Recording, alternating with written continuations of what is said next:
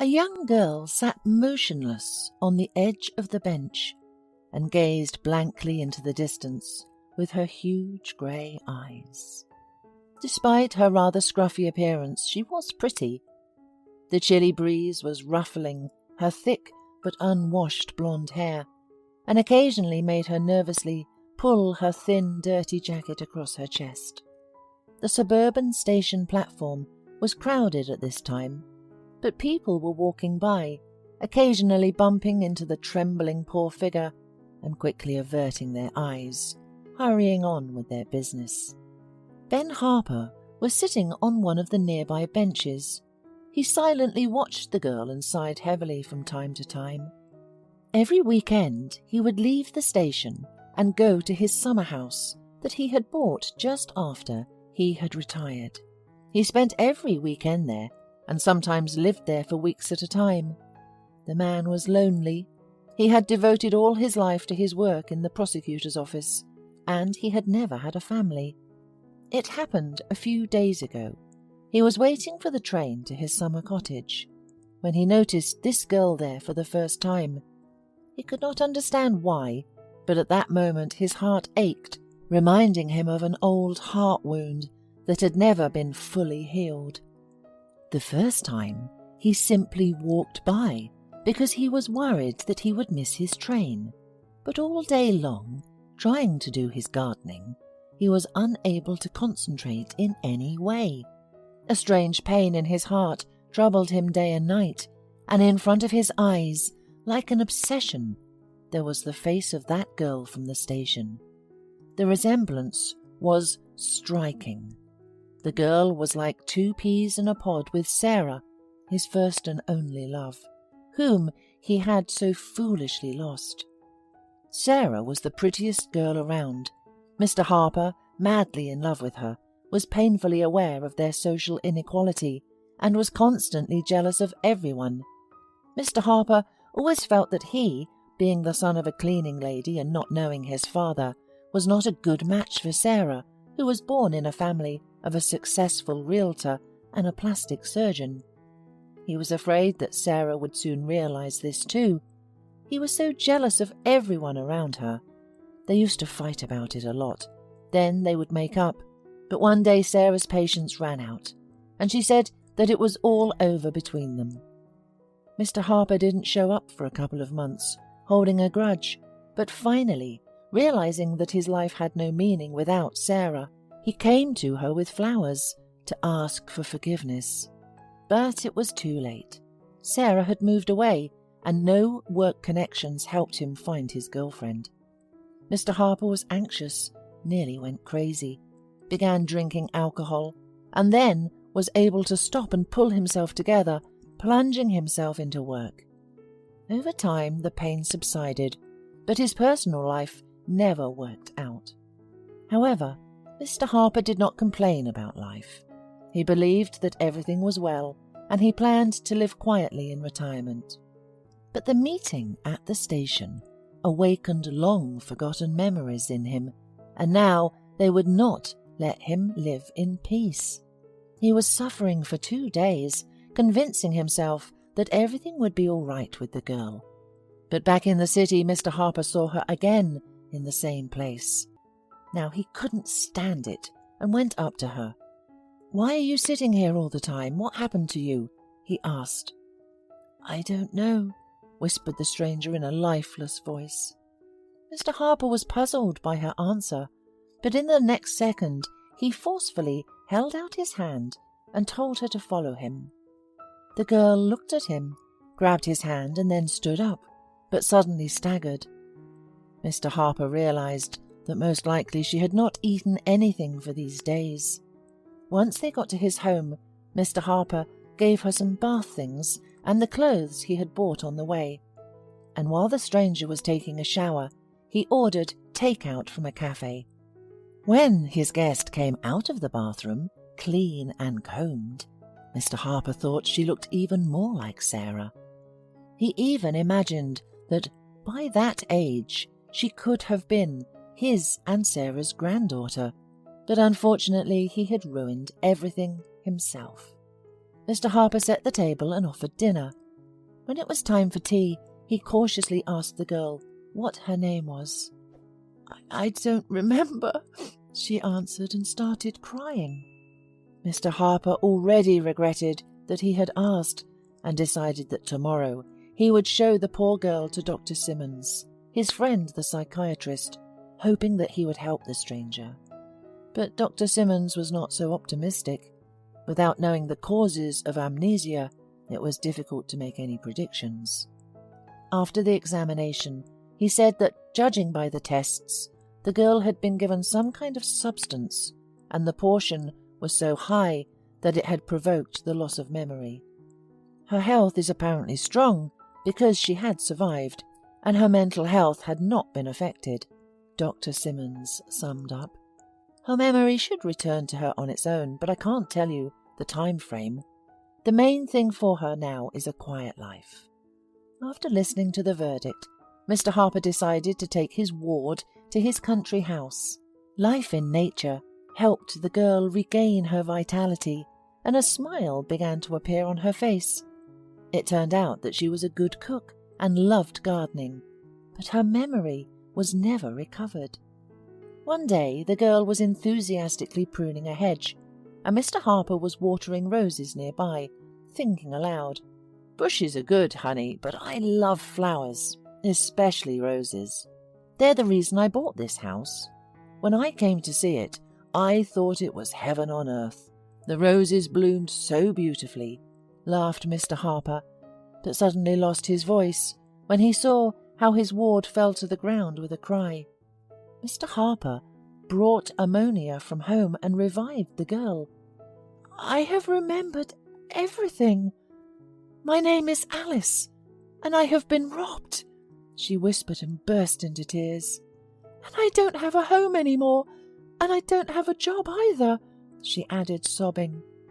After calming down a little, Alice said that she had never known her father, and that her mother had died under the wheels of a car when she was only 5 years old. She was placed in an orphanage, and when she grew up, she returned to her mother's apartment, learned a pastry cooking profession, and got a job. She was dreaming of saving up for a country house, but she knew it would take years. And suddenly a businessman decided to construct a shopping mall on the site of her block, so he bought out all the apartments for good money. Alice began to look through advertisements for houses for sale. She immediately came across a lovely place with a big rose garden. There was such an aroma there that Alice immediately decided to buy it. "That's why, when you mentioned roses, something immediately clicked in my head, and my memory came back," Alice explained. Then Alice remembered that the landlady was a decent-looking elderly woman, and they arranged to meet at the notary's office. After signing the contract and handing over the money, Alice agreed to go with the woman to a cafe and have coffee together. And that was the last thing she could remember. She woke up in a muddy puddle outside the train station.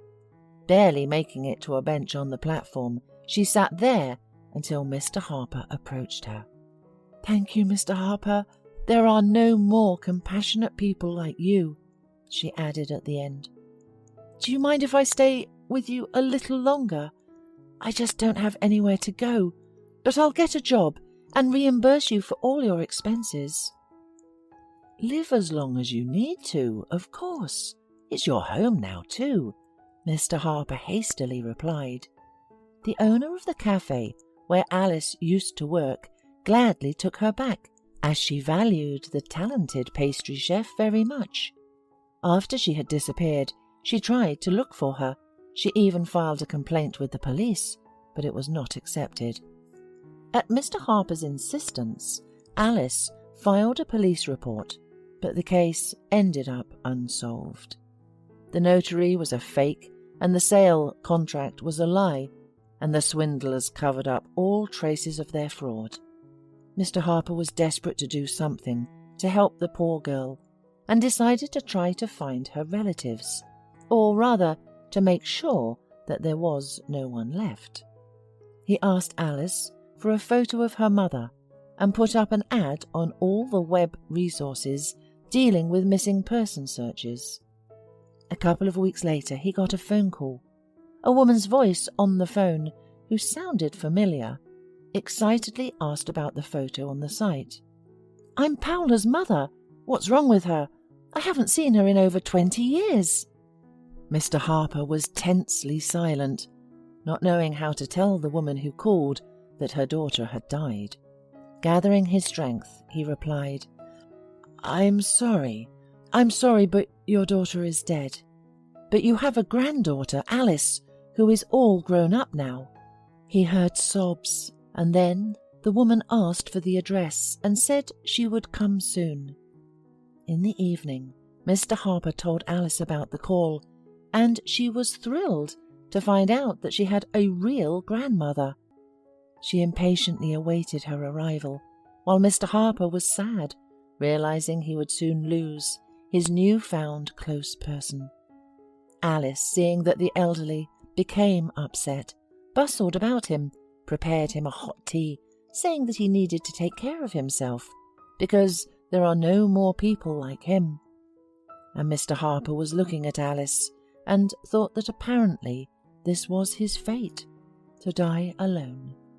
With these thoughts, Mr. Harper was up all night, and in the morning the doorbell rang. When he opened the door, he was numb. There was his Sarah, standing on the threshold. She had gotten older, but she was as beautiful as ever.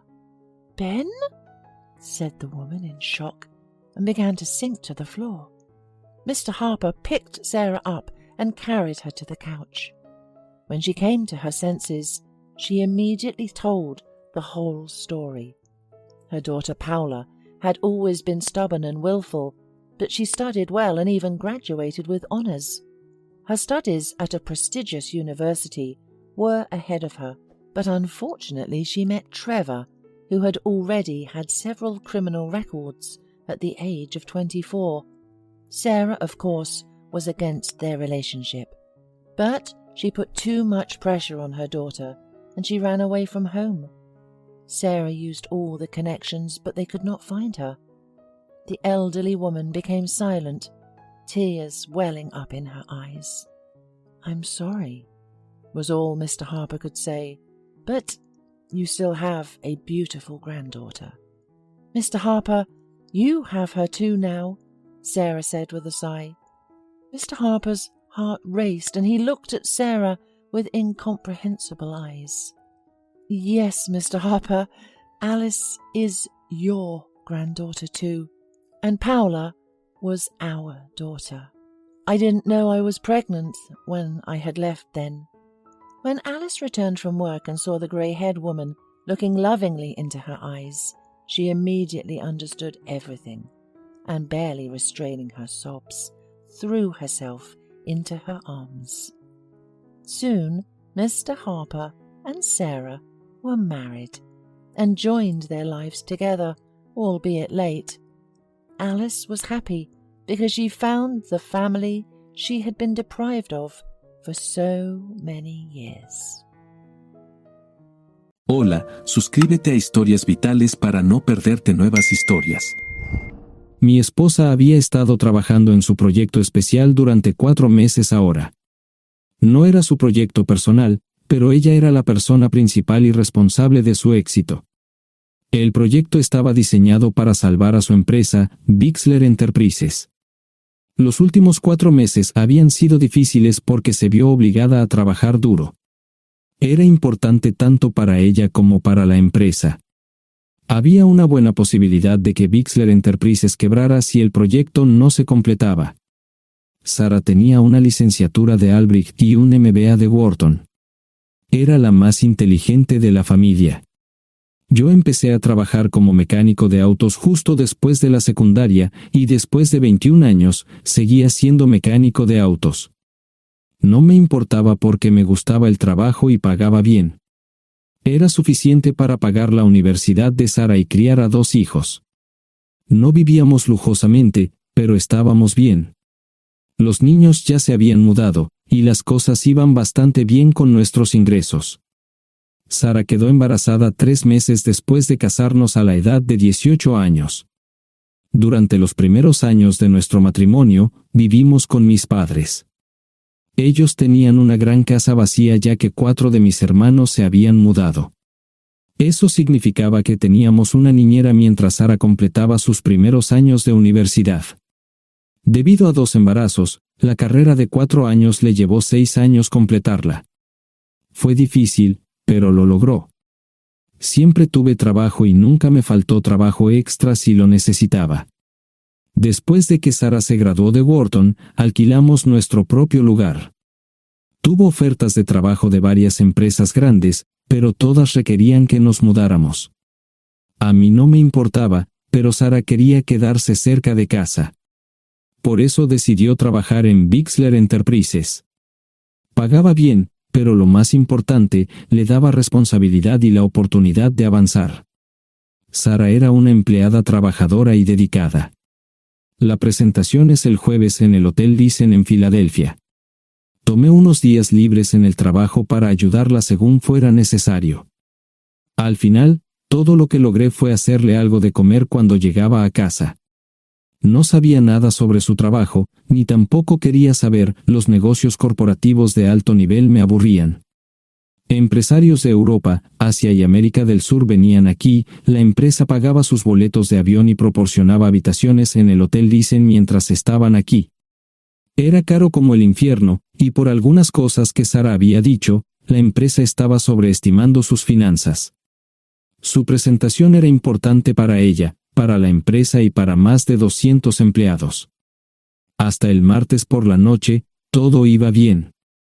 Sara llegó a casa con un traje nuevo, un traje gris con una blusa blanca. Desplegó todo lo que necesitaba en la cama de la habitación de invitados. Cuando se trataba de la limpieza de la casa, ella era normal, pero cuando se trataba del trabajo, era meticulosa. No entendía por qué necesitaba sacar su ropa interior de lujo, pero no dije nada. Además de su traje para la presentación, tenía varios vestidos de cóctel lindos para eventos sociales antes y después del evento. Siempre había evitado tales eventos, pero me sentía obligado a ir con ella si ella quería que lo hiciera. Me agradeció la oferta, pero dijo que no era necesario. Todos los materiales y equipos que necesitaba estaban guardados ordenadamente en el maletero de su Volvo. Antes de salir del trabajo, ella misma conducía el coche para asegurarse de que todo estuviera en perfectas condiciones. Tenía todo el día miércoles para prepararse y toda la noche del miércoles para socializar con sus invitados. Sara era tan buena en lo que hacía que sentía que habría sido mejor si simplemente me hubiera mantenido alejado de ella. Finalmente, había terminado. Lo había revisado y vuelto a revisar todo. Todo lo que necesitaba ahora era una ducha caliente y una buena noche de sueño. Supongo que mi error fue que empecé a revisar sus cosas después de que Sara comenzara a ducharse. Pensé que estaba ayudando, pero resultó ser lo contrario. Estaba moviendo cosas en la cama cuando un pequeño sobre blanco cayó del bolsillo lateral de su bolso de maquillaje.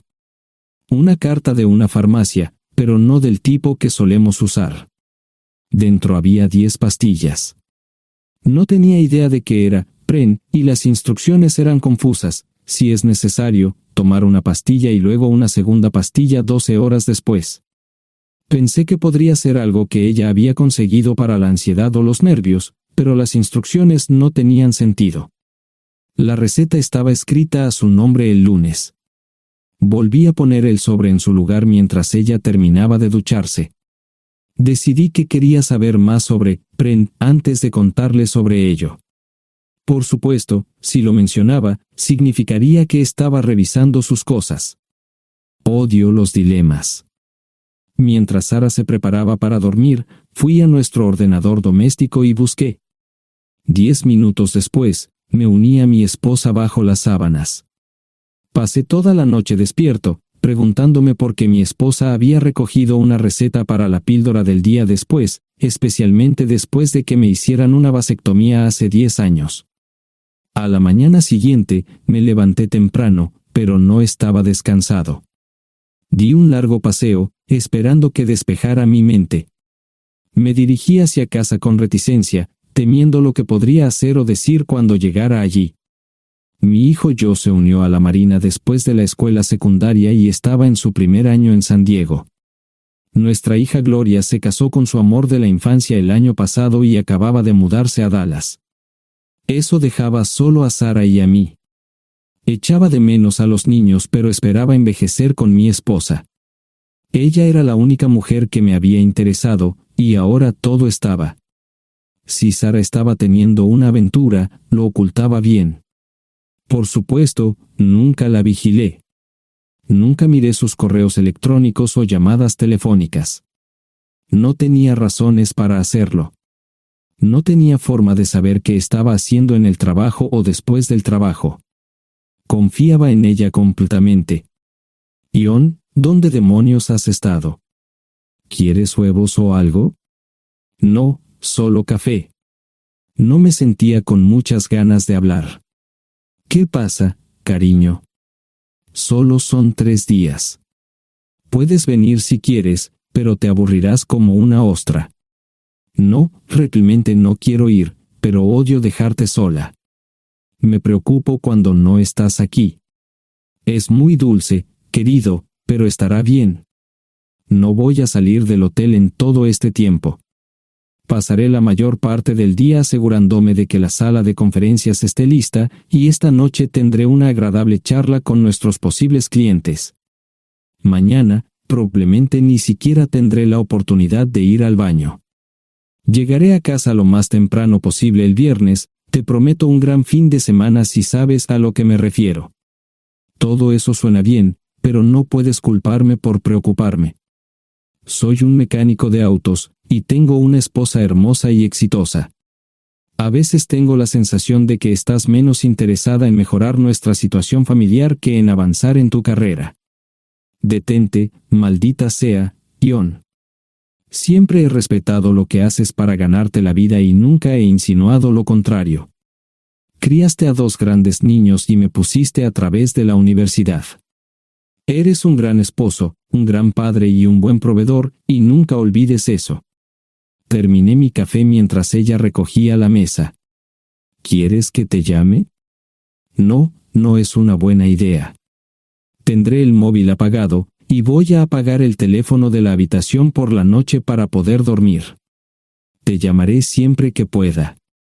La ayudé a cargar el coche, era tan meticulosa con eso como con todo lo demás. Trabajando, le llevaría 3 horas llegar al Hotel Dicen. Me quedé en el porche y la vi marcharse. No me molesté en preguntarle por las pastillas. Pasé el resto de la mañana en el porche. No recuerdo haberme preocupado tanto como ahora. Me sentía pequeño e insignificante. Me sentía fuera de mi liga. Era un tipo de pueblo con un trabajo mediocre y una esposa exitosa. Era una combinación equivocada. Debería haberlo notado antes. Me sentía estúpido. El mejor traje que tenía era una chaqueta azul y un par de pantalones. Al menos tenía algunas corbatas, aunque tenían 10 años de antigüedad. Acababa de terminar de vestirme cuando sonó el teléfono fijo. Oye, cariño, solo quería avisarte de que llegué bien. ¿Tuviste un buen viaje? Supongo que el tráfico no estaba demasiado denso. Estuvo bien. Te llamaré esta noche. Ahora tengo que irme. Estoy en la habitación 714, Sara. Puedo estar en casa de mis padres o en la de mis hermanos esta noche si quieres llamarme a mi móvil. De acuerdo. Suena el teléfono móvil. Te quiero, tengo que irme. Me tomé mi tiempo para llegar a Filadelfia. No fui directo al Dicen, primero me detuve y compré un filete con queso. Prometí hacer una larga noche. No estaba seguro de qué iba a hacer. Estacioné en el garaje del hotel y simplemente esperé. Tarde o temprano, tenía que entrar en el hotel. Simplemente no podía decidir cuándo hacerlo. El sonido de mi teléfono celular me ayudó a tomar mi decisión. Ion, solo quería avisarte de que todo se ha arreglado. Ahora voy a bajar para encontrarme con algunas personas y cenar. No olvidaste nada, ¿verdad? No, todo está bien. Tengo todo en mi habitación para mañana. ¿Necesitas algo? No, Ion, relájate. Voy a apagar mi teléfono. Te llamaré mañana por la mañana. ¿De acuerdo? Ríe, diviértete. No es divertido, Ion, es trabajo. No parecía estar demasiado fuera de lugar. El vestíbulo, el restaurante y las salas de conferencias estaban llenos de gente, así que pude pasar desapercibido. Había un folleto pequeño y bonito que mostraba el diseño de todas las habitaciones del hotel. Me paseé por las diferentes habitaciones y me detuve en las paredes, mirando alrededor entre la multitud. No tenía ni idea de qué haría si Sara me veía. Lo averiguaría si y cuando eso sucediera. Encontré un tablero de eventos que enumeraba todas las habitaciones que estaban siendo utilizadas por los diversos grupos. Bixler Enterprises no tenía habitaciones disponibles para el miércoles por la noche. Esto me pareció interesante. Sara había dicho que no iba a salir del hotel, pero ahora no estaba tan seguro de eso. Había 3 comedores, familiar, informal y de alta cocina. A Sara no le gustaba mucho cenar con niños, así que fui primero al comedor informal. Solo me llevó 5 minutos asegurarme de que no estaba allí. Tuve mejor suerte en el salón gourmet, era una acogedora mesita encajada en la esquina, el tipo de mesa que la gente reserva para tener un encuentro privado. Sara llevaba un vestido de cóctel negro con un escote pronunciado y perlas, se veía elegante y su acompañante parecía apreciarlo. Conocía a algunas personas con las que trabajaba Sara, y él no era una de ellas. Me resultaba familiar, pero no había forma de que pudiera recordarlo. Había muchas sillas libres, así que no tuve problemas para cruzar la sala. Había velas y pequeños candelabros de cristal en las mesas. Apagué la mía y le dije al camarero que me molestaba por el glaucoma. Pedí el plato de pollo de siempre y me acomodé. El camarero me sirvió el café por tercera vez. Disculpe, el tipo en la mesa de enfrente me parece muy familiar. ¿Sabes quién es? Sí, ese es Malcolm Eugene Foote. Es miembro del Consejo Municipal, se espera que se postule para el Congreso en los próximos años. ¿Es esa su esposa con él? Es muy bonita. No, esta es la primera vez que la veo.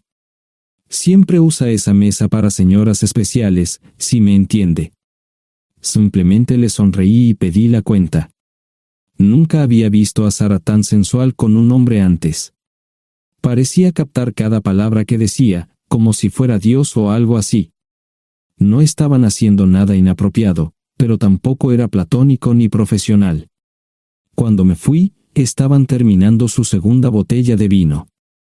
Ahora entendía por qué se había llevado su lencería elegante. Me acomodé en una esquina del vestíbulo para que no me vieran. 10 minutos después, salieron del restaurante. Ella le tomaba la mano mientras caminaban por el vestíbulo hacia el ascensor. Observé cuidadosamente los indicadores de piso. Que el ascensor se detuviera en el tercer piso era una buena señal, significaba que no lo había llevado a su habitación. Era una mala señal cuando el ascensor no llegaba al 7º piso, significaba que ella fue a su habitación. Por si acaso me equivocaba en algo, me senté en el vestíbulo y observé el ascensor durante 1 hora. La gente entraba y salía, pero Sara no estaba entre ellos. Saqué mi maleta vacía del coche y me dirigí al mostrador de recepción. Aunque podía demostrar que era su esposo, me costó trabajo conseguir una tarjeta llave. Se dieron después de llamar a la habitación, pero nadie respondió.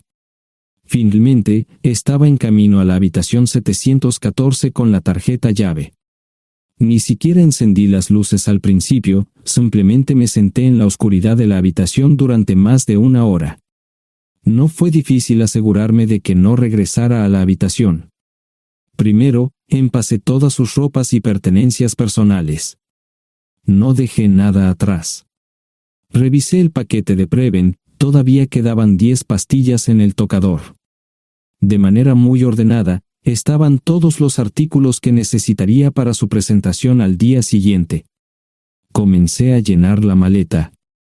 Había 24 carpetas promocionales especialmente encuadernadas y otras 20 carpetas regulares, todas ellas fueron a la maleta.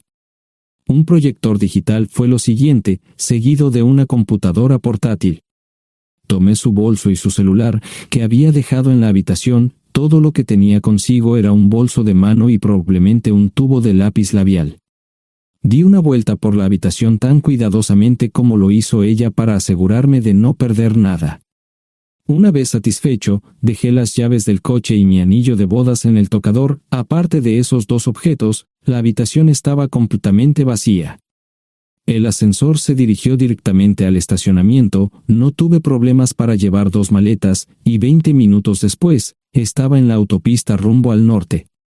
Pasaban las 3 de la madrugada, no tenía idea de que había pasado tanto tiempo. 1 hora o 2 después, sonó mi teléfono celular, la identificación de llamadas mostraba el número del Listen. ¿Ion? Sí, ¿dónde estás? Estaré en casa pronto. Eso fue todo lo que dije. Hubo silencio en el otro extremo de la línea. Los vendedores tienen un viejo dicho, el primero que habla pierde. Pareció una eternidad antes de que ella hablara. Ion, lo siento. No preguntó nada y simplemente colgó. Apagué mi teléfono, era obvio que había regresado a su habitación. Más tarde ese día, tenía que dar una presentación que salvaría a su empresa y le daría un ascenso. Metí las maletas en el desván del garaje. Sara nunca iba allí y nunca pensó en buscar algo allí. Por supuesto, en este punto, estoy bastante seguro de que no importaba. Primero, recogí todas mis ropas y pertenencias personales. La mayoría de los hombres tienen sus propias herramientas, generalmente es un requisito para el trabajo. Pasé por la tienda, cargué las mías en el Subaru y recogí mi último cheque de pago. Para entonces, los bancos ya estaban abiertos, no tuve que hacer ninguna manipulación financiera complicada. Simplemente retiré todo el dinero de mis cuentas. Almorcé en Hagerstown, Maryland.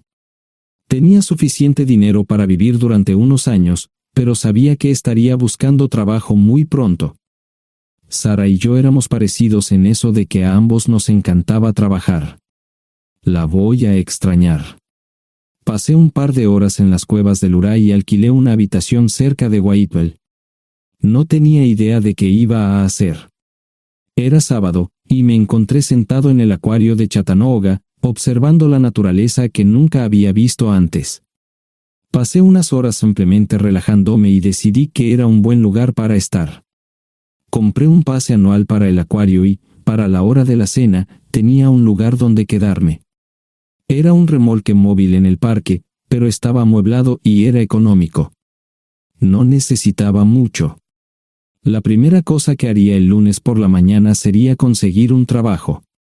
Un buen hombre de mantenimiento siempre puede conseguir un trabajo, especialmente si está dispuesto a trabajar duro.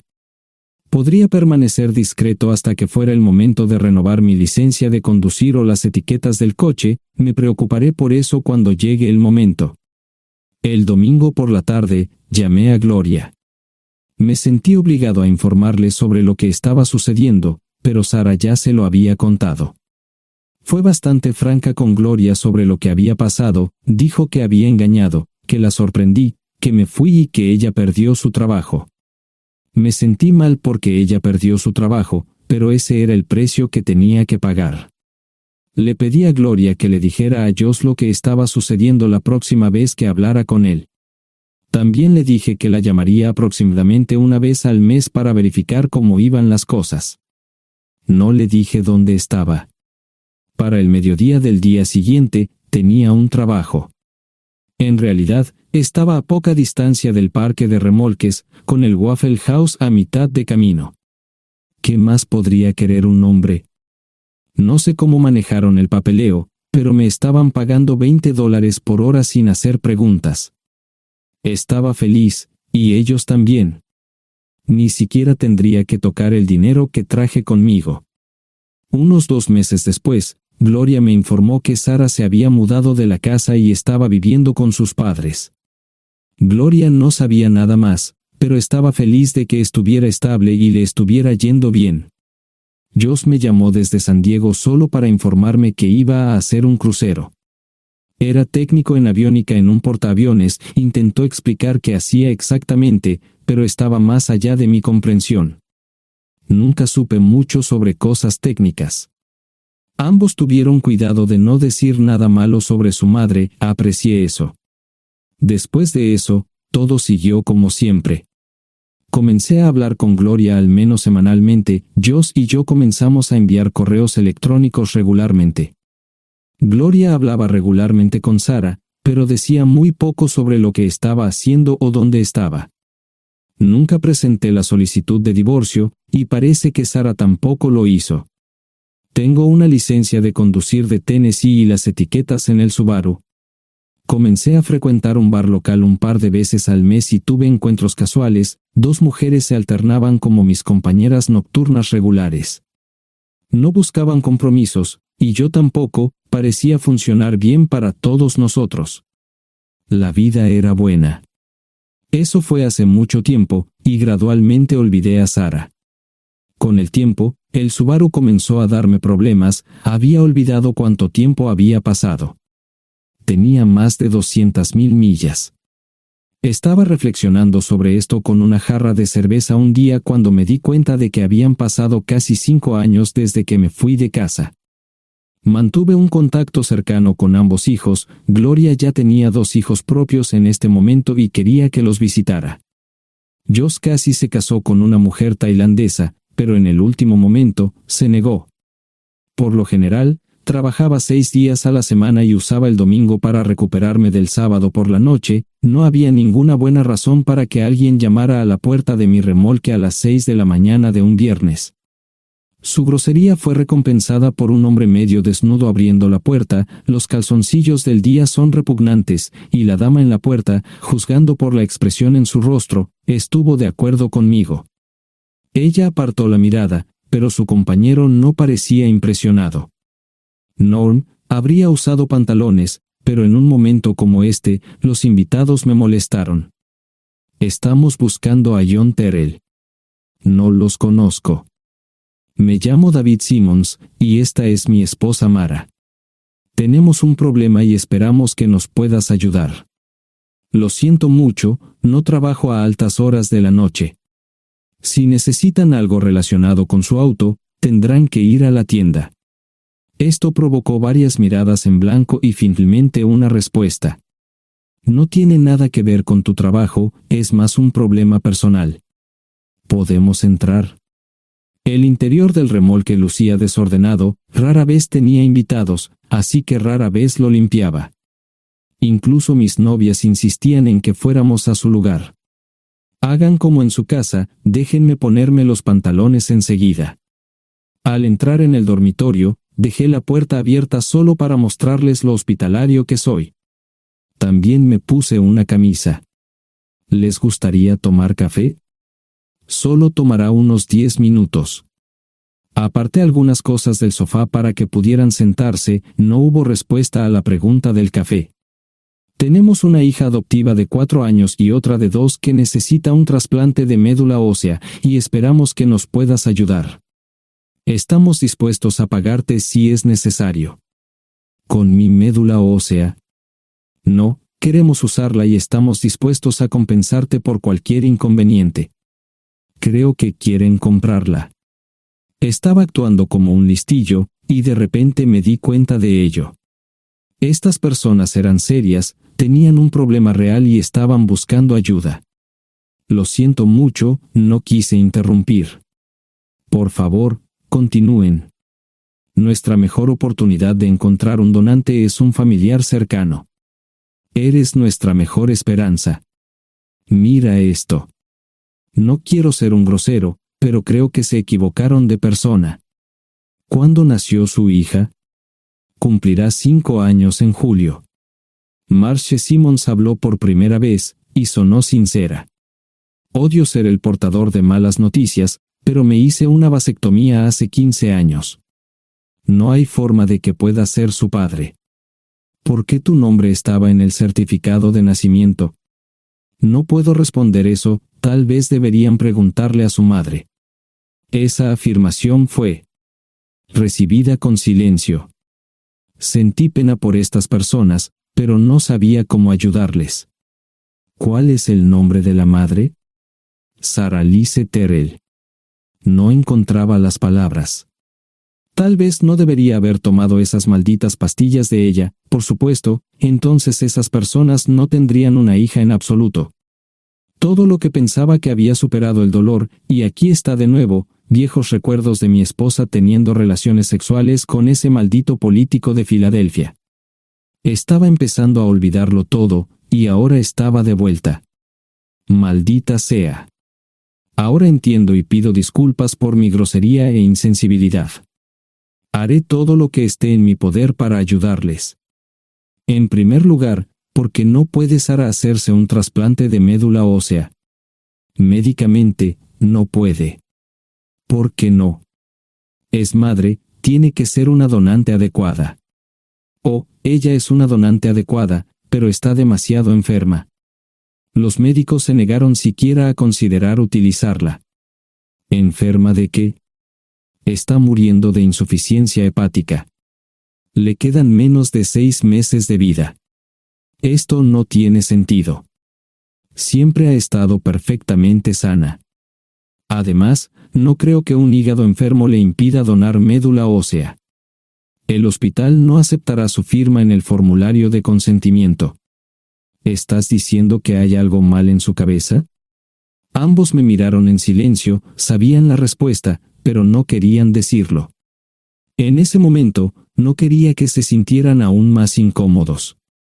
Hace 10 minutos, no me importaban, pero ahora sentía que tenía que protegerlos y ayudarlos. ¿Cómo sucedió esto? ¿Podría alguno de mis hijos ayudar? Quizás, pero pensamos que eras nuestra mejor esperanza. ¿Por qué no van tras su padre, su verdadero padre? Pensamos que eras tú. No tenemos ni idea de quién más podría ser. Sara no nos dijo nada sobre otro posible padre. De hecho, ella no estaba en condiciones de explicar nada, agregó Mara. Obtuvimos la mayoría de nuestra información de la agencia de adopción. Tuve que preparar café y hacer pis, permítanme un momento. Dejé a mis invitados sentados mientras preparaba el café. Solo tomó unos minutos. Mientras se preparaba, fui al baño, algo que necesitaba hacer urgentemente. Traté de ser discreto, ya había avergonzado lo suficiente a Mara. ¿Dónde viven? En Westchester, Pensilvania. Les haré una oferta. Si les digo quién es el verdadero padre de su hija, deben prometerme que lo perseguirán sin descanso hasta obtener lo que desean. ¿De qué estás hablando? El padre de su hija es un político prominente en Pensilvania.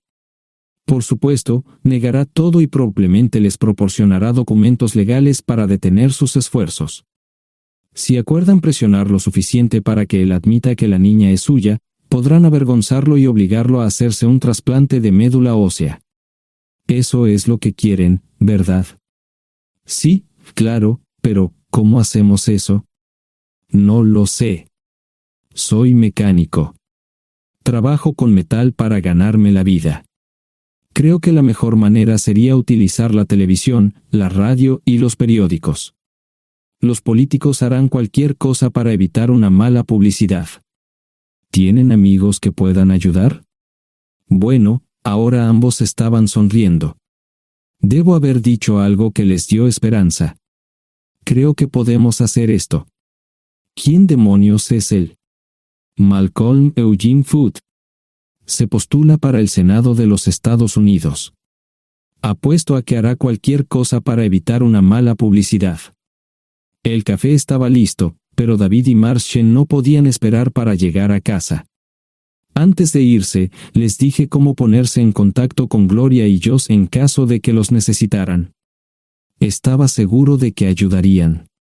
También les pedí que me dijeran dónde estaba Sara. Probablemente estaría en Pensacola antes de que ellos regresaran a Westchester. Me corté el pelo y compré una camisa nueva. Sara era una tramposa que arruinó mi vida, pero aún así quería lucir bien cuando la viera. Era otro remolque, pero esta vez era un bonito doble nuevo. Allí estaba su Volvo con una llanta desinflada y un parabrisas roto. La mujer que abrió la puerta no era Sara, parecía que la habían empapado fuerte y la habían dejado empapada. Tenía al menos 45, tal vez 50, y debió haber tenido una vida difícil. La falta de maquillaje no ayudaba y simplemente se veía horrible. No tuve la oportunidad de abrir la boca. Caray, si no es John Terrell. Nunca esperé verte aquí. Tuve que usar la vieja línea, me estás poniendo en desventaja. Sherry Hart. Pasa, entra. ¿Quieres una cerveza? No, pero gracias. Estoy aquí para ver a Sara. Sherry cruzó la habitación y se detuvo en el buffet del comedor. Aquí está, John. Mírala todo lo que quieras. Su mano señalaba una urna de latón que estaba en el centro del buffet vacío. Supongo que llegué demasiado tarde. No me moví, solo me quedé mirando el contenedor frente a mí. ¿Puedo tomar una cerveza ahora? Sara se mudó a Pensacola después de dar a su bebé en adopción. Compró el remolque con el dinero que recibió de Bixler Enterprises después de que la despidieron. Tenía una participación en las ganancias, 401k, y vacaciones y días de enfermedad. Eventualmente, consiguió un trabajo en una fábrica local de prendas de vestir donde trabajaba en el departamento de envíos. Allí fue donde conoció a Sherry. Sherry alquilaba una habitación de Sara. Cada centavo que Sara ganaba iba para el alcohol. Empezó con vino y gradualmente pasó a bebidas más fuertes, las más baratas. Eventualmente, perdió su trabajo debido a su alcoholismo y se vio obligada a usar sus ahorros. Nunca salió con nadie ni salió a ningún lado. Sherry se quedó con ella, pagó sus servicios públicos y compró alimentos que Sara no comía. Le llevó más de 3 años quitarse la vida. Increíblemente, ella tenía un testamento y me dejó un doble remolque y un Volvo. Sherry explicó que Sara estaba tan angustiada por lo que había hecho que simplemente se rindió. No intentó evitar el embarazo ni siquiera terminarlo. La adopción se había arreglado meses antes de que naciera el bebé. Nunca volvió a trabajar, excepto en los trabajos clandestinos que hacía mal. Sherry dijo que Sara no parecía tener ambición ni propósito en la vida. Sara hablaba mucho de mí pero tenía miedo de intentar contactarme. Gloria le dio mi número, pero nunca me llamó. Era como si su aventura de una noche la hubiera lastimado más a ella que a mí. Estuve allí durante 2 semanas y luego vendí el remolque de Sherry por $1 y obtuve $3,000 por el Volvo. 2 días después, estaba en Westchester visitando a mis nuevos amigos David y Marche. Malcolm Eugene Foote resistió al principio, pero David y Marche lo presionaron hasta que cedió. Insistió en pruebas de ADN, que demostraron que era el padre. Para salvar la cara, más o menos lo obligaron a someterse a un trasplante de médula ósea, que fue exitoso. La carrera política y la vida familiar de Malcolm no dejaron una impresión favorable. Su caída en las encuestas fue tan rápida que el partido lo reemplazó por otro candidato unos meses antes de las elecciones. Su esposa solicitó el divorcio y fue muy pública al respecto. Sara y yo estamos viajando ahora a Dallas para ver a Gloria y a mis nietos. No sé cuánto tiempo mantendré a Sara conmigo, probablemente hasta que tenga a alguien.